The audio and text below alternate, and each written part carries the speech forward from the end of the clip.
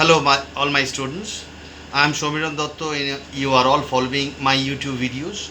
आज का वीडियो का मैटर है, आज का क्लास का मैटर होगा वर्किंग कैपिटल रिक्वायरमेंट। इसके पहले भी हमने कुछ वीडियोस अपलोड किया इस चैप्टर के ऊपर बेस करके। आज भी हम दोबारा इस वर्किंग कैपिटल में थोड़ा बहुत एडवांस टाइप ऑफ सम्स देखेंगे। But before that let me discuss about working capital one second. It is actually you can say the blood of any sort of business, for any sort of day to day, for any sort of business, for day to day expenditure we need to keep some fund, a regular fund to maintain the regular transactions, and that is nothing but working capital. इस working capital in different form में हम लोग को रखना पड़ता है. It is stored in a different form in the business. For example, in case of manufacturing business, it is in the raw material. Some amount of working capital is been blocked. Again, when raw material is been converted, that conversion period, within that conversion period, जिसको हम लोग बोलते हैं semi finished goods, उसी में भी working capital, some part of working capital get blocked. Again, once it get converted to finished goods, अब वो finished goods need to be converted to debtors. मतलब जब तक ये सेल नहीं होता है फिनिश गुड्स, तब तक के लिए फिनिश गुड्स आपके पास स्टोर होके रहता है, तो उसी में भी कुछ वर्किंग कैपिटल ब्लॉक रहता है. उसके बाद जब डेटर्स में हम सेल करते हैं तो debtors means what, credit sales. तो credit sales debtors need to be converted to cash. This is the operating cycle. So debtors need to be converted to cash, and for that time, for that it needs some time. That means the period which we are allowing to the debtors, the credit period which we allow to the debtors, that for that time debtors में कुछ fund block रह जाता है. So these are the blockage of working capital where we need fund to get blocked, because अगर ये सब block नहीं करेंगे तो business हम लोग business चला नहीं सकेंगे. तो इसके बाद हम लोग क्या देखते हैं कि इसमें से हम लोग को कुछ रिलीफ मिलता है. रिलीफ कहाँ से मिलता है? अगर जहाँ से भी हम लोग रॉ मटेरियल खरीदा है, the supplier definitely will allow some credit period. So thereafter we'll be getting some relief because we are not paying immediately to the credit supplier from whom we have purchased raw material. Again, whenever we are going to pay to the labor, if there is any lag payment, say इस month का labor को देना होगा next month में, so that means there is a lag payment of 1 month. So thereafter we are getting a relief over the payment of wages, as well as in case of overhead also भी ऐसे होता है. ये तो part हम लोग देख चुके हैं. ये पार्ट के बारे में हम लोग इस पार्ट के ऊपर हम लोग सम भी कर चुके हैं. बट उसके बाद जो फैक्टर को लेके हम लोग भी डिस्कस किए थे, that is about the depreciation factor. Sir depreciation को हम लोग क्या मान के चले कि it's a part of the cost, और उसको जहाँ जहाँ इंक्लूड करना है वो सब जगह हम लोग इंक्लूड किया इन WIP as 50%, in finished goods, in debtors, because it's a part of cost. But उसके चलते हम लोग को कुछ रिलीफ नहीं मिल सकता, because debtors भले वो पार्ट ऑफ कॉस्ट है, but it does not leads to any outflow of cash. That's why there is no relief against depreciation, क्योंकि डेप्रिसिएशन के चलते हम लोग को किसी को कुछ देना नहीं पड़ता है, तो कहीं से भी कुछ लैग पेमेंट नहीं एक्सपेक्ट कर सकते हम लोग. सो ये एक पार्ट गया. दूसरा पार्ट आज हम लोग फिर दोबारा देखेंगे इस डेप्रिसिएशन के बारे में, और आज का जो मैटर के बारे में हम लोग देखेंगे, that is the most important matter, that is cash cost working capital. मतलब कैश कॉस्ट वर्किंग कैपिटल, इसका मतलब होता है कि working capital required in the form of cash. Exactly. So ये करने के लिए हम लोग को एक सम पहले देखना पड़ेगा. वो सम में हम समझाएंगे उस कैश कॉस्ट में what will be the differences. In case of cash cost, one thing need to be deleted from the entire calculation. अभी मैंने डेप्रिसिएशन के बारे में चर्चा किया कि depreciation being a part of the cost is been included everywhere in WIP, in finished goods as well as in debtors. But if in any sum it is been asked that कि cash working capital find करना है, you need to calculate the cash working capital, then in that particular case you are supposed to do what? You are supposed to delete the depreciation from everywhere, because depreciation is cost but it does not leads to any outflow of cash.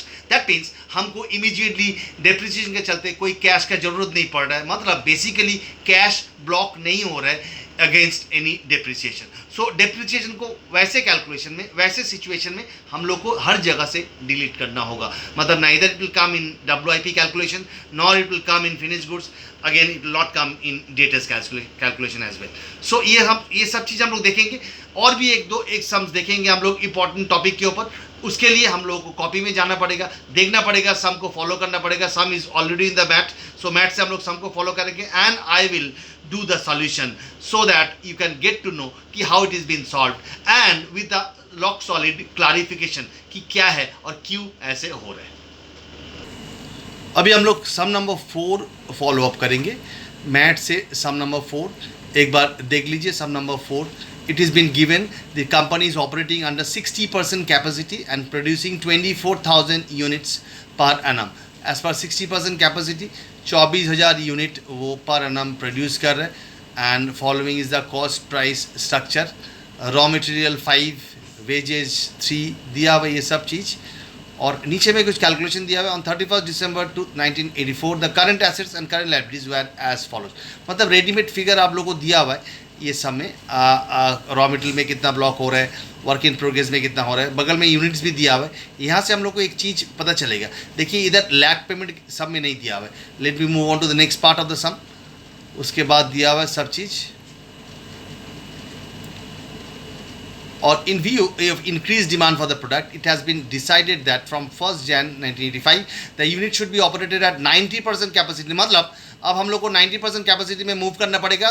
60% capacity में अगर 24,000 है तो 90% capacity में definitely calculate करते हुए आएगा 36,000. हम लोग को आप लोग हम दिखाएंगे कैलकुलेशन. तो 36,000 units need to be produce in the year 1985 against 60,000 which is been produced in 1984. You are required to ascertain the additional working capital. Definitely अगर यूनिट्स बढ़ रहा है, प्रोडक्शन यूनिट्स अगर बढ़ रहा है तो आपको वर्किंग कैपिटल का भी ज़्यादा ज़रूरत पड़ेगा. कितना ज़्यादा ज़रूरत पड़ेगा बोल दिया कि you are required to calculate the additional working capital as would be necessary in view of additional production. साफ साफ दिया हुआ है कि एडिशनल प्रोडक्शन के लिए एडिशनल वर्किंग कैपिटल का कितना का ज़रूरत पड़ेगा. तो this is the some is all about. उसके बाद दिया हुआ है the price of material, rate of wages and expenses remain the same. The period of credit allowed to customers, credit allowed by suppliers and also time lag in the payment of wages and expenses shall remain the same. मतलब time lag सब कुछ same रहेगा but unfortunately time lag किसी में भी नहीं दिया हुआ है. ये आप लोग को निकालना पड़ेगा. It's a long drawn procedure for this sum. ये थोड़ा बड़ा सम है. इसको हम इलेबोरेटली सॉल्व करके आप लोगों को दिखाएंगे. आप लोग भी अपना कॉपी लेके बैठोगे. Very important sum for this chapter called working capital. और इसमें हम दिखाएंगे कि कैसे हम लोग वर्किंग कैपिटल रिक्वायरमेंट निकालेंगे. आई होप सबको फॉलो कर लिया, सम को आप लोग लिख लिए होंगे. तो एक बार देख लीजिए शुरू से सम को. जिन लोगों के पास सम नहीं है just go through the sum. Sum number 4 is all about today's first sum for the today's class. Sum number 4 में कॉस्ट एलिमेंट दिया हुआ है इधर अलग अलग 5, 3, 2, 1, 2. ये कॉस्ट एलिमेंट दिया हुआ है based on 24,000 units which is been produce in the year 1984 based on 60% capacity.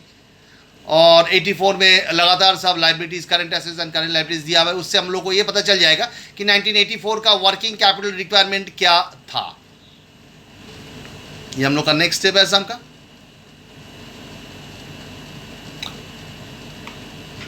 तो अब चलते हैं देखने के लिए solution. Start with the working capital requirement eight 60% capacity. मैंने अभी बताया कि हम लोग को पहले 60% कैपेसिटी में निकालना पड़ेगा क्या क्या वर्किंग कैपिटल होगा. इसके लिए आपको कोई मेहनत करने की जरूरत ही नहीं है क्योंकि स्ट्रेट फॉरवर्ड हिसाब दिया हुआ है. रॉ मटेरियल के में कितना का जरूरत है 20,000, WIP it's 8,000, finish goods 33,000. It's all been given in the sum. आप लोग को सजा के दे चुका है कि ये सब फिगर्स 178,000 करने के बाद creditors for goods, creditors for wages, liability for wages and liability for expenses all is been given in the sum. ये 24,000 यूनिट्स मतलब 84 में company is producing 24,000 units at 60% capacity. उसी के चलते क्या होगा ये सब कुछ दिया हुआ है. Working capital requirement for 1984 is 1 lakh rupees. इसके लिए आपको कुछ मेहनत नहीं करना पड़ा. आप लोग सिर्फ हिसाब एज पर द सम्स जो इंफॉर्मेशन दिया हुआ है उसको लिखते गए आप और ये सब आ गया आपका.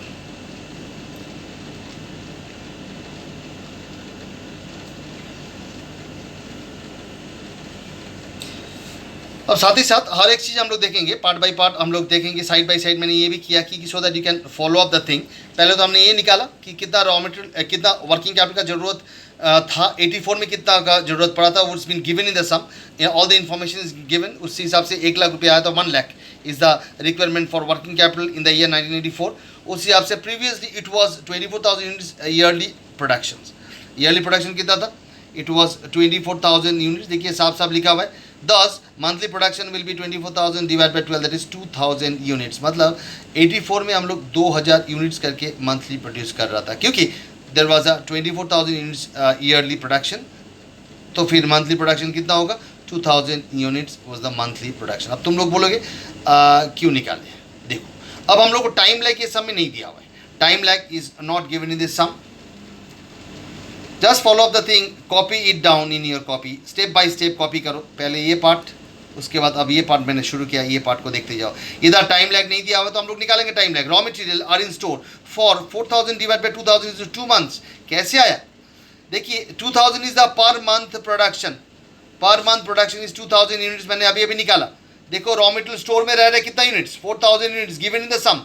4,000 यूनिट आप रॉ मटेरियल स्टोर में रख रहे हो, तो कितना मंथ का रॉ मटेरियल आप रख रहे हो, 2 मंथ्स का, 2 मंथ्स रख रहे हो आप raw material. So you are keeping 2 months raw material in store, that means raw material are in store for 2 months, मतलब 2 महीने तक ये रॉ मटेरियल स्टोर में रहेगा। तो time lag for raw material is 2 month. देखो कैसे पता चला, रॉ मटेरियल के बारे में दिया हुआ है बगल में 4,000 यूनिट, सब में ही दिया हुआ है।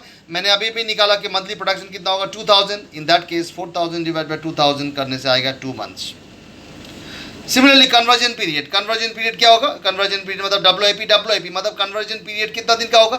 WIP देखो 1,000 यूनिट्स बोल दिया इधर, सब में दिया हुआ, इसीलिए मैंने लगातार ये दोनों एक साथ ड्रॉ किया। तो WIP 1,000 यूनिट्स दिया हुआ है, 1,000 यूनिट्स दिया हुआ है, मतलब हम लोग क्या करेंगे, 2,000 अगर मंथली है तो 1,000 विल बी 15 डेज। देखो हाफ मंथ का कंसिडरेशन, मतलब conversion period is half month, मतलब हाफ मंथ लगता है रॉ मटेरियल को फिनिश गुड्स में कन्वर्ट करने के लिए। So this is how you have to find out the time lag both in case of raw material in store and conversion period, that is WIP. Just follow the thing. I'm just holding the camera. You just need to follow the thing. You just need to copy out the thing and you need to understand the thing कि कैसे हम time lag को निकलते जा रहे हैं।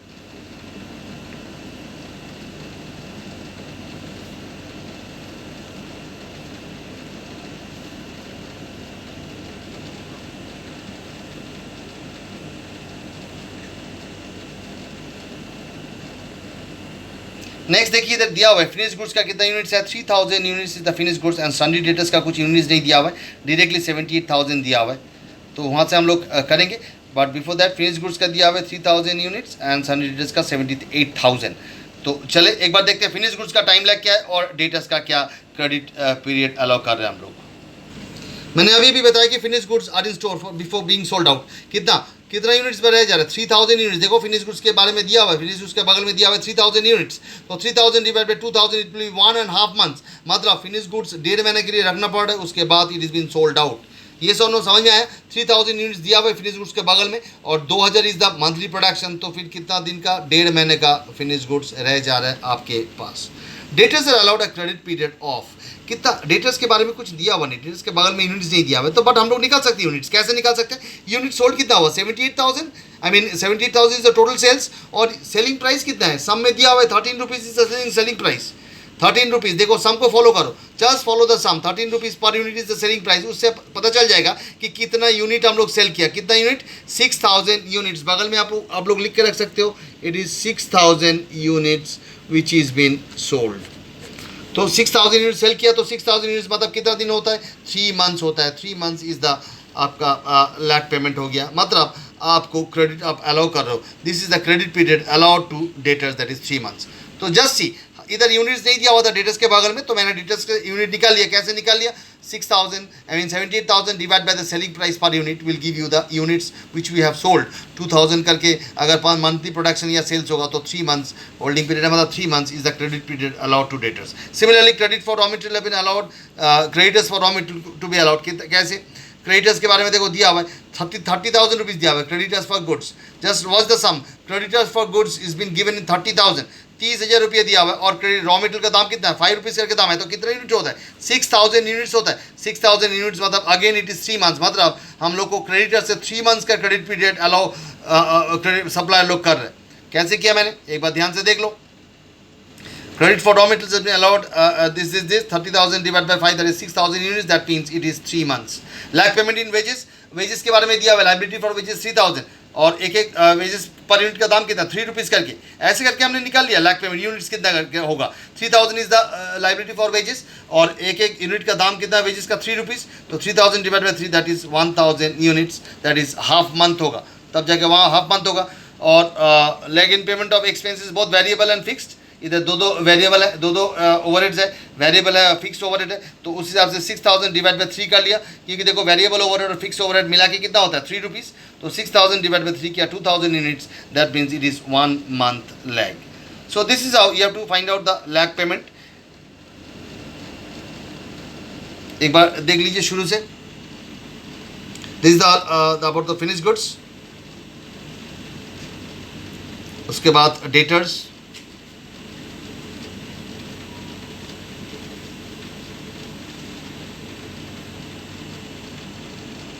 and then creditors for raw material, and thereafter lag payment of wages and lag payment of expenses, that means expense both variable and overhead, I mean fixed and variable overhead।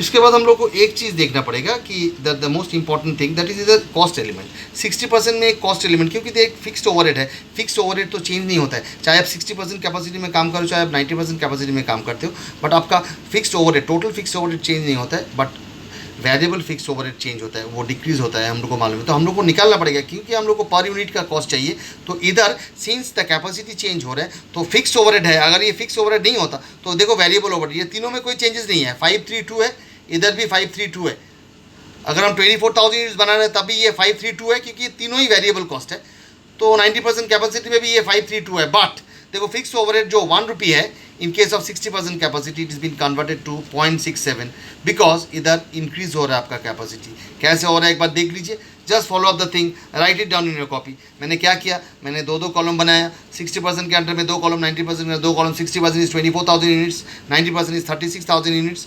उस हिसाब से मैंने raw material total लिखते गया। Total कैसे आया, 5 rupees करके per unit है, और 120 दिया हुआ है रॉ मटेरियल, तो मैंने लिख दिया इधर।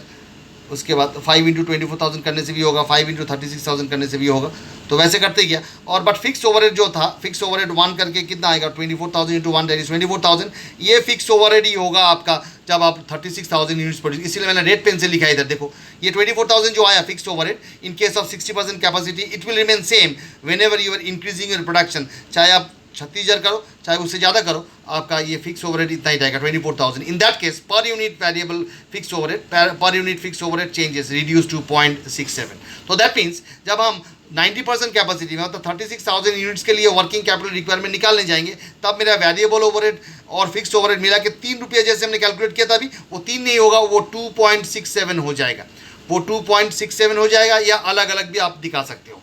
So this in this case देखो प्रॉफिट भी चेंज हो गया, इस फिक्स्ड ओवरहेड चेंज होने के कारण प्रॉफिट भी चेंज हो गया। So write it down this format and then will move on to our solution, ultimate solution, जो ऐसे नॉर्मली होता है जैसे हम लोग लास्ट क्लास में देखे थे। So this are the decorum, this are the discipline to be maintain, this to be followed before doing this sum. अब हम लोग सिंपली आ जाएंगे रॉ मटेरियल देखो, रॉ मटेरियल का टाइम लैग निकाल लिया था 2, और इधर देखो इधर एक चीज़ तो है कि जब प्रोडक्शन चेंज हो रहा है, एक चीज़ इधर देख लीजिए, मंथली प्रोडक्शन एट प्रेजेंट निकाल लिया मैंने 36,000 divide by 12 that is 3,000 units.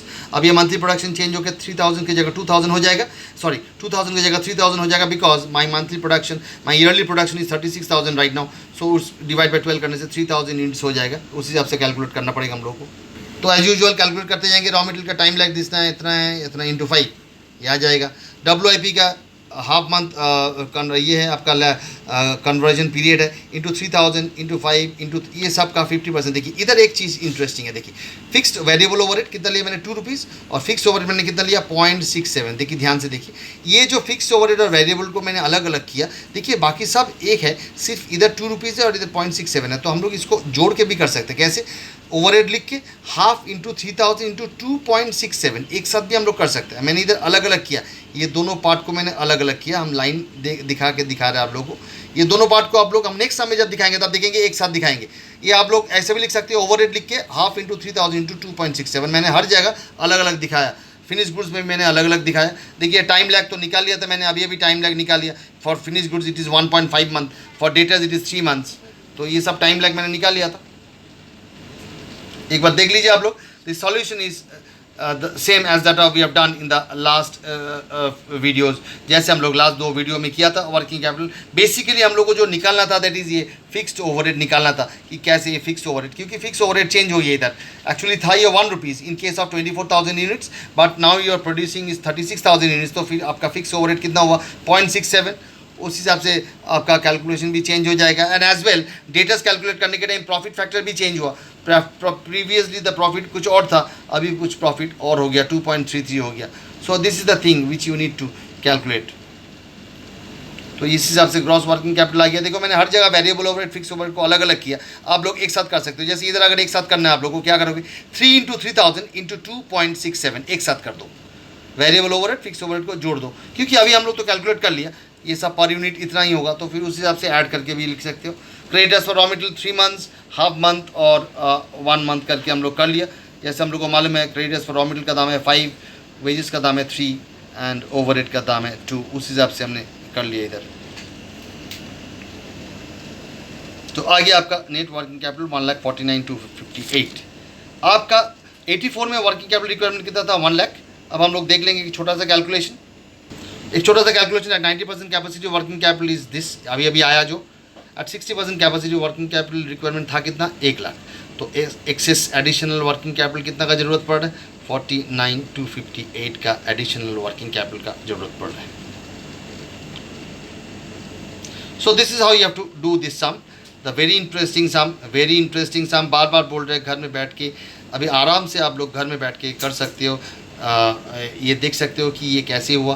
Clarification के लिए अगर ज़रूरत है तो बार बार वीडियो को देखो, और अगर उससे भी further clarification you need you can call me up, but have to do this type of sums, very important sum for the working capital requirement. Let me move on to our next sum. Sum number 26 will be our next sum. इधर एक important aspect है, जिस aspect के बारे में अभी मैंने class शुरू होने के पहले बात किया था। लास्ट लाइन में देखिए, assuming that the company will be able to utilise 80%, मतलब 80% कैपेसिटी में काम करेंगे कंपनी, मतलब कंपनी का फुल कैपेसिटी है 60,000 units, but company is going to work at 80% capacity. उस हिसाब से and estimate the working capital requirement on cash cost basis, that is the important aspect. Cash cost basis में आपको working capital निकालना है। इधर cash cost basis मतलब मैंने अभी बताया था कि डेप्रिसिएशन जहाँ जहाँ भी होगा वहाँ से आपको निकाल के फेंक देना पड़ेगा, मतलब depreciation will not be a part of your calculation. बाकी जैसे होता है वैसे ही होगा। इधर लैक पेमेंट सब दिया हुआ है। एलिमेंट ऑफ कॉस्ट वाला फैक्टर हम लोग को बनाना पड़ेगा जैसे हम लोग नॉर्मली बनाते हैं। और 60,000 unit is the 100% capacity, nothing is been given. तो हम लोग को ये पकड़ना पड़ेगा कि company is operating under 100% capacity and producing 60,000 units, but right now company is to operate at 80% capacity. तो कंपनी का प्रोडक्शन होगा 48,000। ये हम लोग कैलकुलेट करने के टाइम दिखाएंगे आप लोगों को। तो चलो देखते हैं एक बार solution. Our first part of the sum, annual production at 100% capacity 60,000 units, at 80% capacity it will be 48,000, that is 60% of 80,000, और monthly production होगा 48,000 divided by 12, that is 4,000 units। इधर monthly क्यों निकाले, क्योंकि लैक पेमेंट सब मंथ में दिया हुआ है, इसीलिए मंथली निकाल के रख दिया हमने। So monthly 4,000 units is the annual production, I mean monthly production will be 4,000 units। उसके बाद हम लोग देखते हैं कॉस्ट एलिमेंट को कैसे निकाला जाए। कॉस्ट एलिमेंट में दिया हुआ है सब में, मटेरियल 5 रुपीज़ दिया हुआ है, लेबर दिया हुआ है 2 रुपीज़, ओवरहेड में बोल दिया है 4 रुपीज़, जिसमें 60% valuable end of the fixed overhead 30,000 represent depreciation, और 60% इज़ वेरिएबल दिया हुआ है। तो फिर इधर लिख दिया मैंने वेरिएबल ओवरहेड 60% और ₹4, दैट इज़ 2.4। बाद बाकी बोला फैक्ट्री ओवरहेड कितना बचता है, अगर हम लोग का 60,000 इज़ द टोटल, ये इधर एक कैलकुलेशन फॉलो कीजिए। टोटल ओवरहेड कितना था 60,000 इंटू 4, 4 रुपये करके पर यूनिट था, तो फिर 2,40,000, जिसमें से वेरिएबल जिसमें से फिक्स्ड ओवरहेड कितना होगा 40%, क्योंकि 60% तो वेरिएबल है उसको हम लोग ले चुके ऑलरेडी। तो बाकी फिक्स्ड ओवरहेड को लेकर चिंता, क्योंकि फिक्स्ड ओवरहेड में डेप्रिसिएशन एक फैक्टर है। अभी मैंने क्या बताया कि जहाँ जहाँ भी डेप्रिसिएशन होगा उसको निकाल के फेंकना होगा। तो फिक्स्ड ओवरहेड कितना होगा 40% ऑफ दिस टोटल 2,40,000, तो दैट कम्स टू 96,000। इस 96,000 में 30,000 इज द डेप्रिसिएशन। तो देखो निकाल के रख दिया मैंने, 96,000 minus 30,000 66,000, which is the cash other fixed overhead. It is the cash overhead, you can say fixed overhead, but it is cash overhead. But this is not cash overhead. This is non-cash overhead. Considered to be a cost, but non-cash cost. So non-cash cost will not come under the head. आपका working capital के head में नहीं आएगा. So this working need to be done in your copy. ये दिखा निकालने के लिए कि टोटल फिक्स्ड ओवरहेड जितना था उसमें से डेप्रिसिएशन कितना होगा, तो बाद बाकी कैश ओवर फिक्स्ड ओवरहेड कितना रहेगा 66,000. तो अब बाकी चलते हैं कॉस्ट एलिमेंट को देखने के लिए. तो अब देखिए कॉस्ट एलिमेंट मैंने क्या किया, fix overhead 66,000 divided by 60,000. 60,000 is the units, और मैंने अभी अभी निकाला 66,000. 96,000 में से 30,000 लेस करने के बाद तो 1.10 आया. 1.10 is the fix overhead. This is cash, ये कैश फिक्स्ड ओवरहेड है, तो इसको लेके कोई प्रॉब्लम नहीं है. डेप्रिसिएशन कितना होगा, 30,000 divided by 60, that is 50. This is the non cash overhead. Definitely आएगा, प्रॉफिट कैलकुलेशन में आएगा, because this is the part of the cost. हम बार बार बोल रहे हैं कि डेप्रिसिएशन को हम लोग अवॉइड नहीं कर सकते हैं. It have to be recorded as a cost. But जब वर्किंग कैपिटल रिक्वायरमेंट के बाद बात आएगा, और if it is a cash cost working capital where only cash requirement is to be calculated, तब जाके हम लोग डेप्रिसिएशन फैक्टर को नहीं लेंगे. बट डेप्रिसिएशन इधर कैलकुलेट करना पड़ेगा आपको. अदरवाइज अगर डेप्रिसिएशन को आप इधर से भी डिलीट कर दोगे तो प्रॉफिट में फ़र्क पड़ जाएगा. प्रॉफिट में एक फ़र्क पड़ जाएगा. एक्चुअल जो प्रॉफिट आएगा वो एक्चुअल प्रॉफिट नहीं होगा, because depreciation is a cost है. तो कॉस्ट के चलते प्रॉफिट तो फैक्टर एक तो प्रॉफिट अफेक्टेड होगा. और अगर डेप्रिसिएशन को डिलीट कर दोगे यहाँ से, ये सोचते हुए कि कैश वर्किंग कैपिटल, तो इसीलिए तब जाके प्रॉफिट में फ़र्क पड़ जाएगा. इसीलिए you have to take the depreciation into cost factor, but not to be calculated while calculating the working capital. तो एक बार देख लीजिए, हम नोट को दिखा रहे हैं आप लोगों को. Out of the fixed overhead 40%, देखिए मैंने इधर करके रखा है, डिटेल में आप लोगों को करके रखा है. आप लोग देख सकते हो, एक बार लिख के रख सकते हो ये नोट को.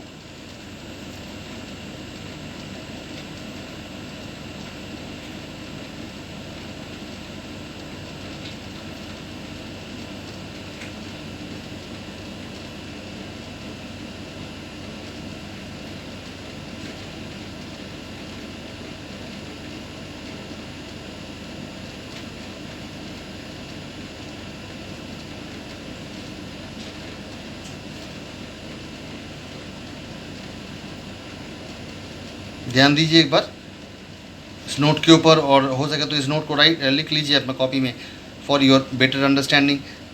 बाद में जाके जब देखेंगे तो पता चल जाएगा कि क्यों हम लोग डेप्रिसिएशन फैक्टर को नहीं लिया. क्योंकि हम लोग आज 2 सम किया, इसमें से एक सम में डेप्रिसिएशन को हम लोग कॉस्ट में लिया है, बट ये सम में हम लोग डेप्रिसिएशन को कहीं पर भी कॉस्ट में नहीं लेंगे. जो आप अभी दिखाएंगे सॉल्यूशन वर्किंग कैपिटल रिक्वायरमेंट का जब चार्ट बनाएंगे, तब देखोगे कि depreciation will not be considered anywhere in the sum. Why? It is because of this point which I have written over here. I hope आप लोग लिख चुके हो. Now I move on to the main solution. अब main solution, raw material का lag payment दिया हुआ है सब में 2 months. It is 2 into 4,000. 4,000 मैंने अभी अभी निकाला. 4,000 is the monthly into 5 rupees करके रॉ मटेरियल का दाम है, तो लिख दिया इधर.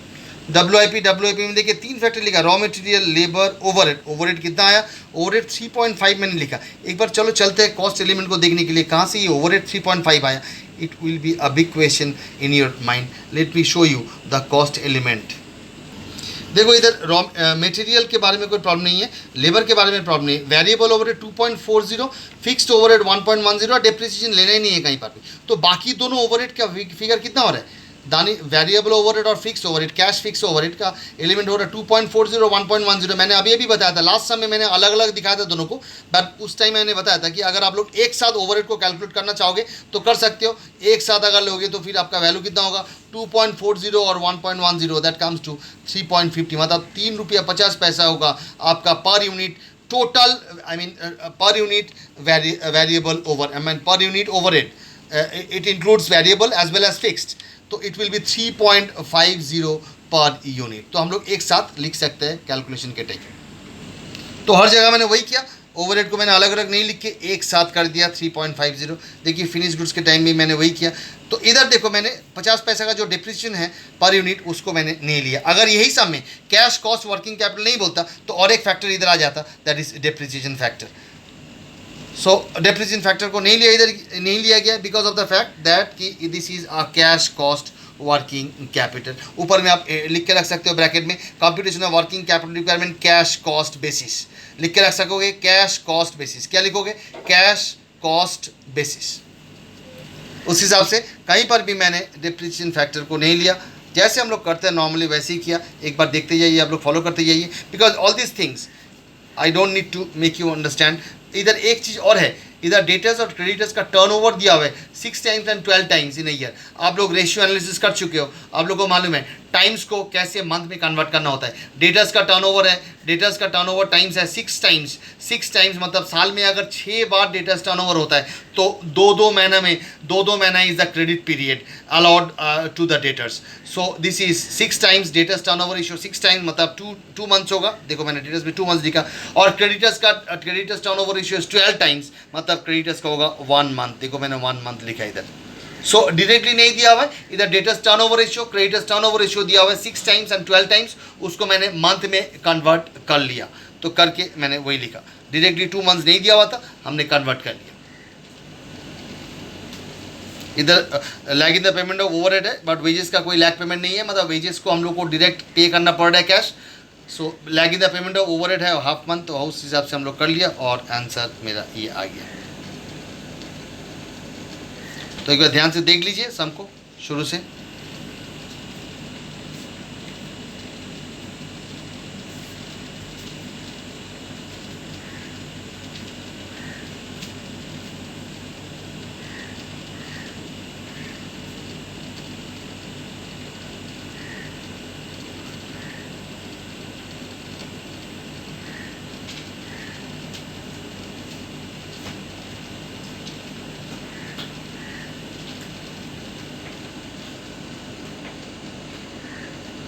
तो आज के लिए इतना ही काफ़ी है बॉस। आप लोग देखते रहो, आप लोग समझते रहो ये सब सम्स। बार बार हम बोल रहे हैं कि अगर कहीं पर कुछ प्रॉब्लम होता है तो फिर मेरे को कॉल कर लिया करो, मेरे को व्हाट्सअप करो। Feel free to call me for any sort of explanation you need. तब तक के लिए you take care of yourself, you take care of your health. Good bye and have a good day.